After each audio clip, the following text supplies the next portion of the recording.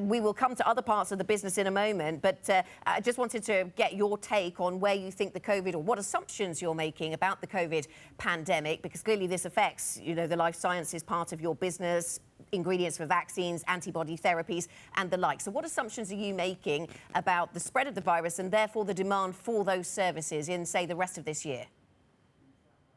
Yeah, good morning. So actually, our assumptions on the further development of COVID-19 are not so much different to what we have published in March. So that means we believe that we will make further progress in the vaccination of the populations in big regions and countries. And that means an easing of the situation without any further drastic lockdowns, which we have experienced, for example, in the course of 2020. Consequently, we believe that we will see an ongoing tailwind, especially in our life science business, as you have mentioned, throughout the entire year.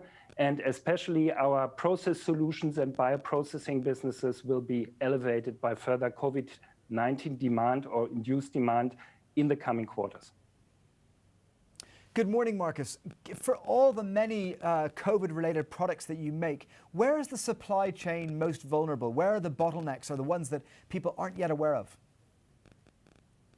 Yeah, so we are actually facing indeed an unprecedented boost in demand, and we are dealing at the moment with a complex demand situation in a very dynamic environment. And I would say the two most challenging areas at the moment are single-use products. So think about bioreactors, for example, on the one hand, and on the other hand, filtration products. We have entered into significant investments end of 2020 in order to ease these bottlenecks. We have seen a good ramp-up of capacities already in the first quarter 2021.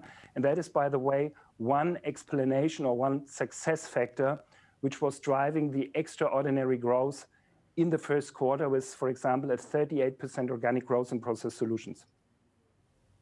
Marcus, just a bit more on your assumptions about COVID, because you say you're making the assumption that there won't be any more dramatic lockdowns, but you do see a tailwind for the full year and further demand in coming quarters. Is that because even as the virus ebbs away in Europe, it isn't ebbing away elsewhere, and in many parts of the globe you'll see increased testing? Is that the driver?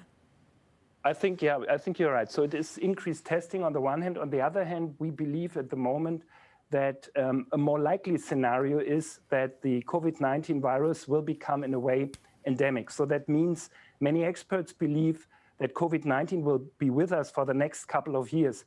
And that means potentially new variants or mutations and an ongoing need for vaccination. And as you rightly said, testing also plays into that picture.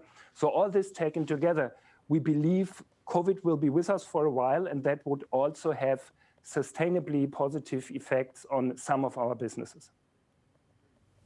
Your electronics unit and your life science unit have both done major deals in recent years.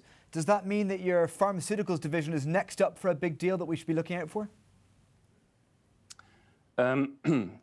So let's put it this way. We have significantly improved the deleveraging of the group and made significant progress here. So we have accumulated over the past couple of months significant financial firepower again. However, we are not looking for a big or major acquisition at this point in time. We have also, due to the COVID-19 pandemic, actually a lot of organic growth opportunities. Think about the